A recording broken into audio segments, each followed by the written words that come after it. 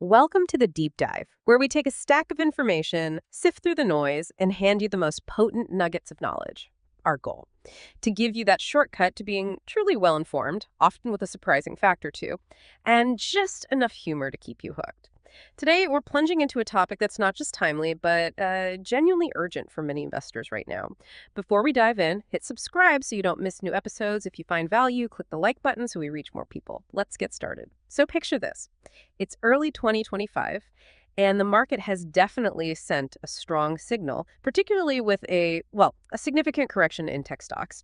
If you're like many investors, you might be looking at your portfolio and realizing it's become a bit heavy on what are now, frankly, kind of overvalued tech assets. You're sitting on substantial unrealized gains, sure, but also staring down the barrel of some serious concentration risks. The fundamental challenge becomes, how do you rebalance, diversify, maybe even access some liquidity without being forced to liquidate those valuable holdings and trigger a painful capital gains tax event? How do you preserve that hard-earned potential upside? Well, this is precisely where a powerful, often misunderstood tool comes into play: securities-based lending. And that's exactly why this deep dive is so critically important right now, really timely. For savvy investors, understanding and strategically deploying tools like securities-based loans, or SBLs as we'll probably call them, is absolutely key to navigating these evolving market dynamics. It's about adapting proactively, not reactively, and positioning your portfolio not just for survival, but for continued resilience and growth. It's a bit of a game changer for many. Okay, let's unpack this then. Why is rebalancing so urgent right now? I mean, for the last decade, tech stocks have been on an absolutely incredible, almost vertical run. Why the sudden, pressing need to rethink asset allocation? What's shifted? You're right. The growth has been nothing short of explosive, really pushing valuations to levels we haven't seen before. But that very explosion has led to a situation where many of these shares are now widely considered overvalued. And that creates significant, often kind of hidden risks for anyone with a heavily concentrated portfolio. When market momentum shifts, as we've clearly seen it do, holding on to those overvalued assets can have quite serious consequences. Like, what specifically? What are the immediate, tangible risks for someone who's holding a lot of tech right now, beyond just the general things might go down? Well, there are two primary concerns that really stand out, I think. First, there's the loss of unrealized gains. If you're forced to sell into a downturn, you either realize losses on what was previously appreciation, or worse, you miss out on potential future rebounds if you bail out completely. Timing is notoriously difficult. Right, very tricky. Second, and equally critical, is portfolio concentration risk. Many portfolios have just become completely overweighted in the tech sector, creating a significant imbalance. This lack of diversification means you're overly exposed to sector-specific shocks. If tech takes another hit or maybe just stagnates, your entire portfolio feels it disproportionately, potentially eroding your overall returns. It's like having all your eggs in one basket, and that basket is looking a little wobbly at the moment. And we've definitely seen the signals of this wobble, haven't we? The NASDAQ Q100, for instance, dropping by a noticeable 15% early this year. That's not just a small dip. That's a pretty loud signal that the market is actively shifting away from those formerly overinflated tech valuations. Precisely. That market shift isn't just a blip. It underscores the immediate need to reevaluate tech-heavy portfolios and seriously consider rebalancing for better long-term stability and, continued asset appreciation, hopefully. But it's not just tech overvaluation in isolation. There are broader market conditions driving this urgency, creating a multifaceted push towards rebalancing. So beyond tech, what are these other macro factors compelling investors to act? Because it sounds like a perfect storm of conditions brewing. It truly is, yeah. Interest rate uncertainty is a massive factor. The Federal Reserve's aggressive rate hikes have directly put downward pressure on valuations, particularly for growth stocks whose future earnings are discounted more heavily. Conversely, rising interest rates make traditionally safer assets like bonds significantly more attractive, offering a viable safe haven compared to high-risk equities. So, diversifying into bonds, or even other more defensive growth markets, can provide a much-needed balance when the cost of capital is rising. Okay. Then, we can't ignore the overarching geopolitical and economic pressures. Lingering trade tensions, persistent inflationary concerns, regional conflicts, these are all creating volatility across global markets. This complex backdrop makes reassessing your portfolio's asset allocation and reallocating to sectors that might offer better protection against these pressures or maybe even counter-cyclical growth absolutely crucial. And what about the earnings story for tech? That's historically been such a huge driver for their valuations, right? Has that narrative started to falter a bit? It has, somewhat, yeah. Many high-growth tech firms are now struggling to consistently justify their sky-high valuations through their actual earnings reports. This creates a potential misalignment between the share price and, let's say, the true market value. Without strong, verifiable earnings growth to back those valuations, these shares could easily underperform, negatively impacting an investor's overall rate of return. What's truly fascinating here is how understanding these dynamics transforms rebalancing from just a defensive chore into a proactive power play, almost. How so? Well, imagine you're not just reducing risk, you're actively creating a kind of arbitrage opportunity. You leverage your existing assets at a potentially lower cost than the expected growth in new, undervalued sectors. You're essentially using dormant value to unlock dynamic new returns without triggering those immediate tax hits. It's about capital efficiency on a whole new level. That brings us perfectly to the solution we hinted at earlier. Okay, here's where it gets really interesting. Securities-based loans. We've mentioned them, SBLs. But what exactly are they and why are they such a strategic tool in this environment? Okay, so at its core, a securities-based loan lets investors borrow against their existing stock, bond, or mutual fund holdings without being forced to liquidate those assets.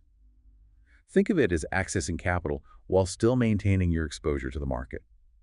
It's a highly flexible tool, especially for those looking to rebalance their portfolios without disruption, or maybe for investors facing that classic dilemma of being asset-rich, cash-poor. So you're not selling anything, you're just using your existing portfolio as collateral, effectively turning your, let's say, illiquid assets into liquid capital. That's a pretty big distinction from a traditional sale, isn't it? Exactly. And these loans come with some appealing features that set them apart. They typically offer competitive interest rates, often significantly lower than traditional margin loans, and definitely lower than, say, an unsecured personal loan. This makes them a more affordable way to access liquidity. But the biggest advantage, in my view, is that it provides liquidity without sacrificing market exposure. You unlock capital for other investments without selling off your core assets. This means you can diversify your holdings and adjust your portfolio to match your target asset allocation, all while continuing to benefit from any positive market movements of your original holdings. It's like having your cake and eating it too, in a way. Okay, so how does that specifically help with the rebalancing challenge we laid out? Because that's the core problem we're trying to solve here for, our listener.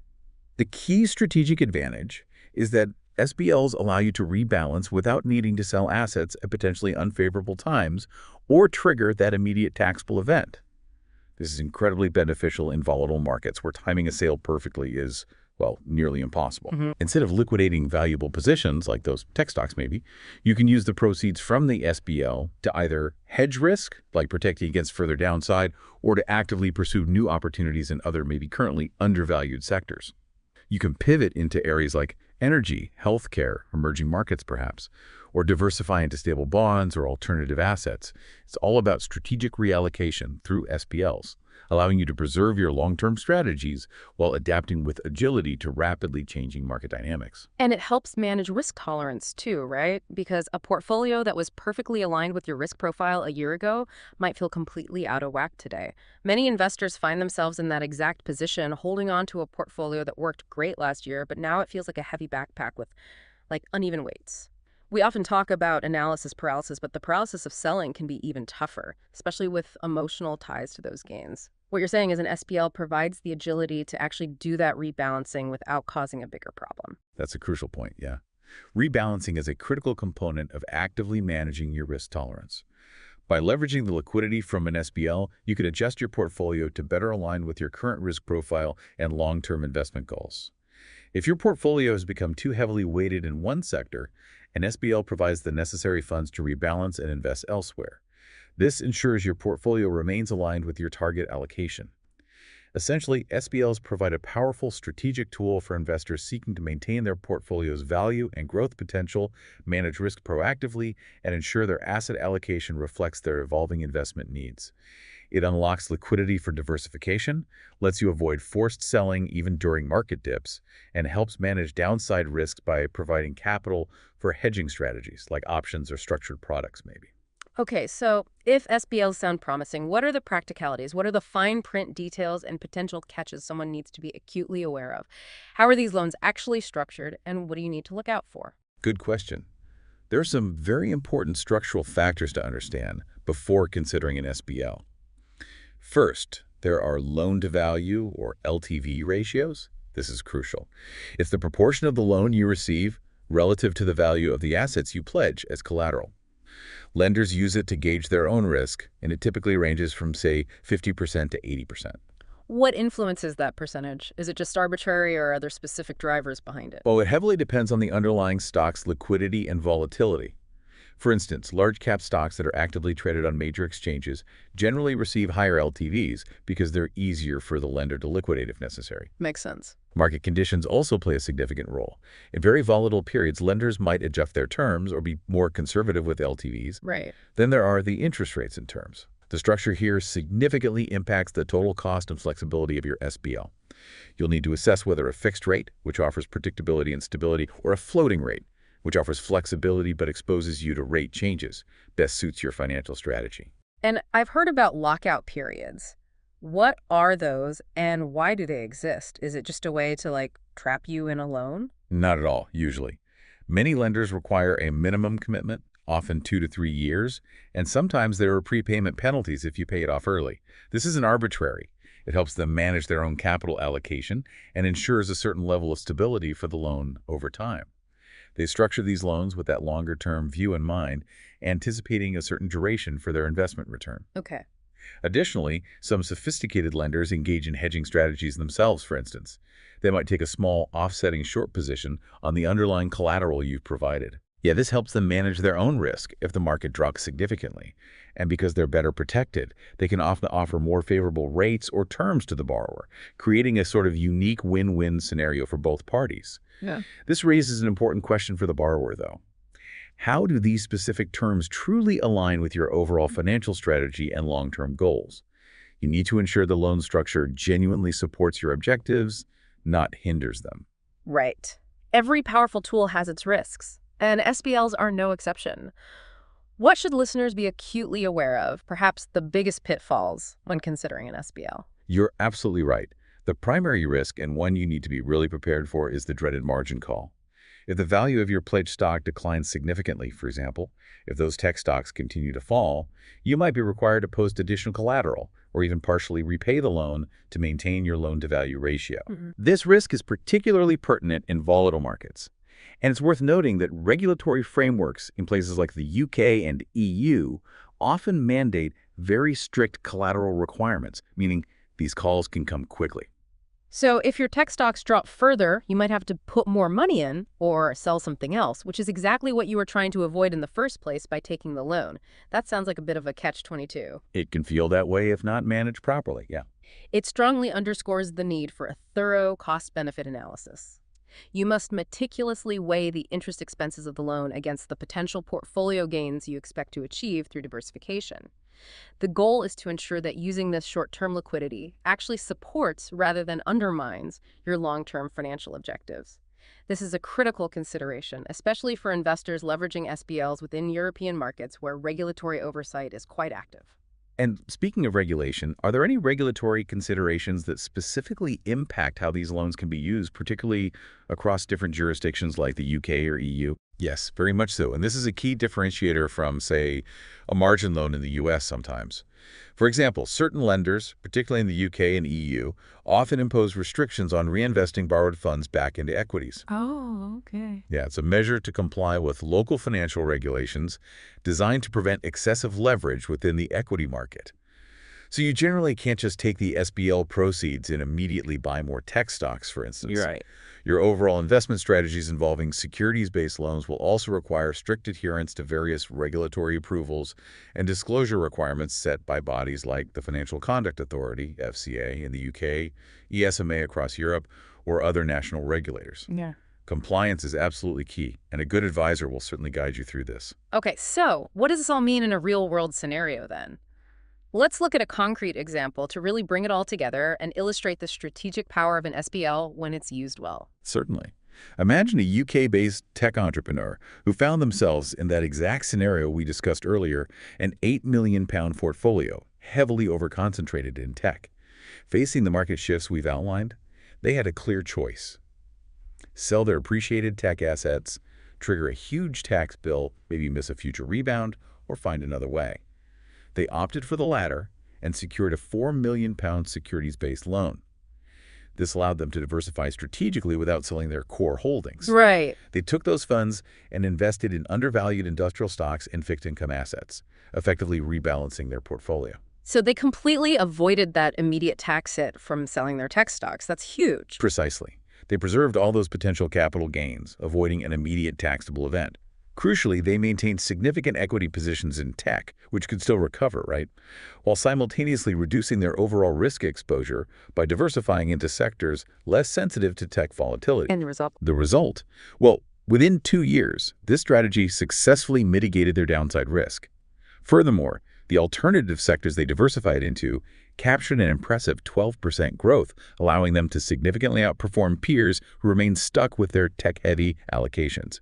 It's a classic example of strategic agility paying off. That really illustrates the power of this tool. It makes me wonder, though, if it's this powerful and offers such benefits, why isn't everyone rushing to do this? Is this truly for everyone, or are there specific types of investors it's best suited for? That's a very insightful question, and the answer is definitely no, it's not for everyone. While powerful, it's really best suited for high net worth individuals, HNWIs we call them, or institutional investors. These are clients who typically have diversified, high-quality portfolios already and, crucially, a very clear, well-defined strategy for reallocating the borrowed capital. It requires a sophisticated understanding of markets, an existing robust asset base, and a clear vision for how the borrowed capital will be deployed to achieve specific financial goals. It's a scalpel, not a sledgehammer. Yeah, that makes sense. This has been an incredibly insightful deep dive. It's clear that securities-based lending offers a flexible, tax-efficient solution to access liquidity without disrupting your core holdings. It preserves your upside potential while giving you the capital needed to adapt to shifting and often volatile market conditions. It's about maintaining control and agility in a dynamic investment landscape. Exactly. And knowledge is most valuable when it's understood, and maybe even more importantly, when it's applied strategically. So we encourage you to ask yourself, given the market's current volatility and the ongoing shifts in sector valuations, how might understanding securities-based lending shape your perspective on managing risk and strategically seeking opportunity in your own evolving investment landscape? It's about proactive management and truly seeing the bigger picture, I think. Thanks for listening. If this helped or made you think, hit like it shows this content matters, and tap subscribe if you haven't yet. See you next time.